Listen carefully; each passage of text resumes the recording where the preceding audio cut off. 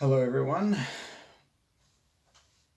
Today I want to quickly talk about logic and reasoning, specifically Aristotle's and Socrates' uh, ways of reasoning things. By the way, the word logic comes from the word logos, which means reasoning. Um, well, something like reasoning. That's just a translation. Um, in achieving your goals in life, you can use logic to account for the things that you want to avoid and the things that you would like to achieve.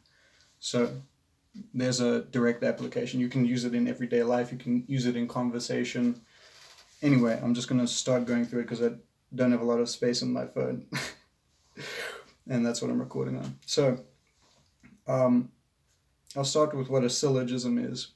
Syllogism comes from the word with and the word reasoning. And a syllogism consists of statements that are true, and if those statements are true, you can draw a deduction or an inference that's also true. The example they give here is all Greek people are human. If that's true, and if the next point, all humans are mortal, if both of those things are true, then you can conclude that all Greek people are mortal. So that's a syllogism. You take a bunch of premises. If they're true, you can derive a statement from it, or if one of them is false, or the other one and the other one is true, you can draw a statement. The idea is you have a bunch of things that are true or false, and you can reason your way to a concluding statement. So that's a syllogism. It's the same thing as an argument, I think. If somebody says you've constructed an argument, it's the same thing as saying you've constructed a syllogism.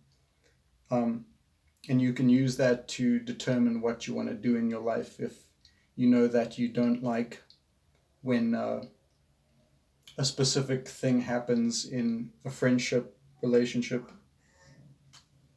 and you know that talking about it might work, then you can conclude that maybe you should talk about it, and then the outcome might be that you don't have the problem and you have the solution.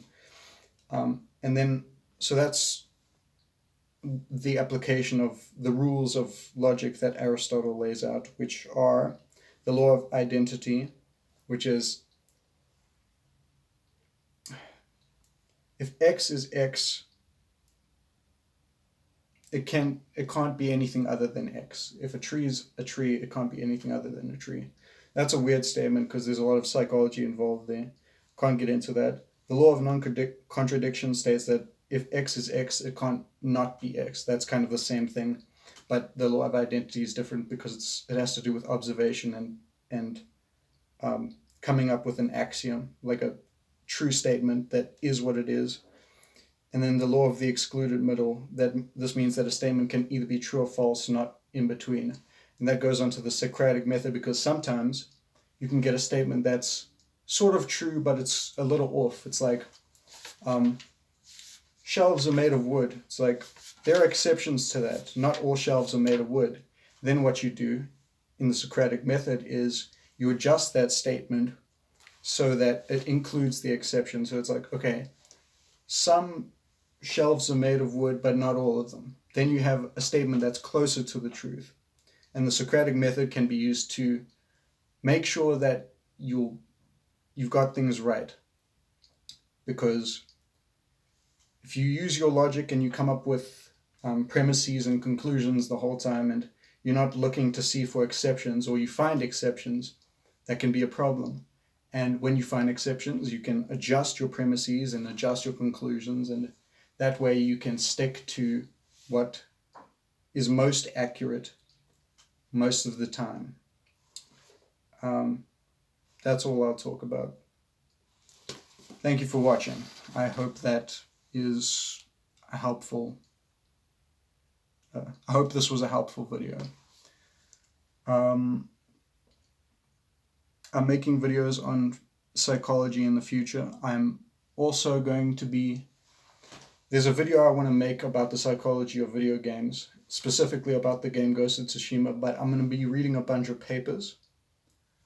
And what I want to do is, as I read the papers, I'm going to publish a video on whatever paper I've recently read. And once I've read through all the papers I want to read through, then I'll make that big video about video game psychology and Ghost of Tsushima and moral psychology and cognitive psychology and all of that.